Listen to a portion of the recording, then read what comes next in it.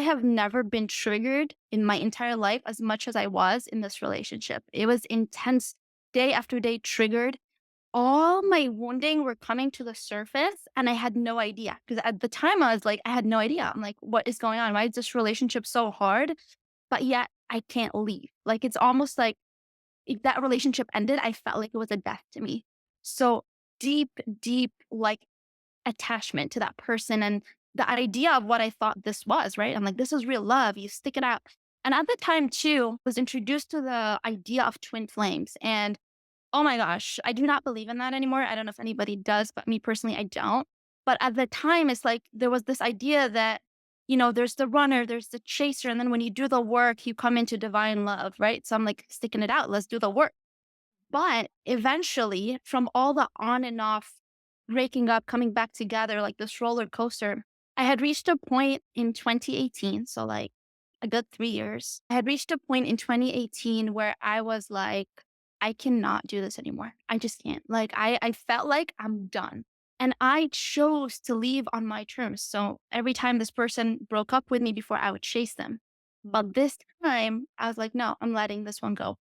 And in my mind, I'm like, I'm gonna let this go. And then if he's meant for me, at the time, I still wasn't fully over it, but I'm like, if he's meant for me, he'll come back when it's the right time. But for now, it's just not. And I know that it's not because I was miserable. Like literally, I was living with my parents at the time. And I remember my mom would come and she's like, ever since you met this person, like there's darkness on your face. Like your light is gone. There's no glow. And I could see myself like I was such like a happy go lucky kind of person, always laughing and like running around. And with him, it's just like I'm always sad, always in my room, always thinking, analyzing, trying to figure out if he loves me or not, if this relationship is going to work or not. It was a nightmare. So anyway, we broke up in 2018. And I remember I was introduced to meditation in 2017. And the funny, the way I was introduced to it is like how to bring your ex back because we had broken up at the time.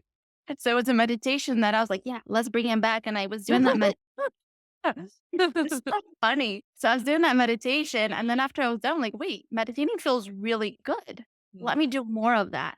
So I just went on YouTube and just started doing random meditations. I found myself in meditation like it was a kind of calmness that I've never felt before. Just like, wow, like it's just bliss. I can't even explain it. It was just this feeling of like, I'm here and it's safe and it's peaceful and everything is okay.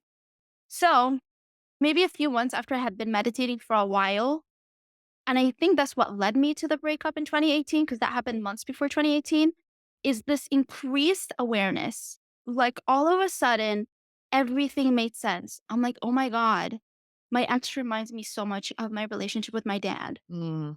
I'm like, oh my God, I have this fear of him leaving me, and I'm always anxious. I'm always trying to analyze if he's gonna leave me or not, if he loves me or not, and all of that. This is my shit, right? Then started to realize I had a fear of not being loved and a fear of abandonment, both entangled because I feel like they're both related. But Mhm. it's like not feeling loved, and almost he was showcasing that because he was very emotionally unavailable at the time. So it's like everything I needed wasn't met. And then all of a sudden it'll be met so strongly. Oh, you're the love of my life, blah, blah, blah, blah. And then we fight and argue and all of that again. So it's very inconsistent. So it reminded me of also my relationship with love in general. Love was inconsistent for me. It wasn't like just readily available and unconditional. It felt like I had to earn it. I had to earn love.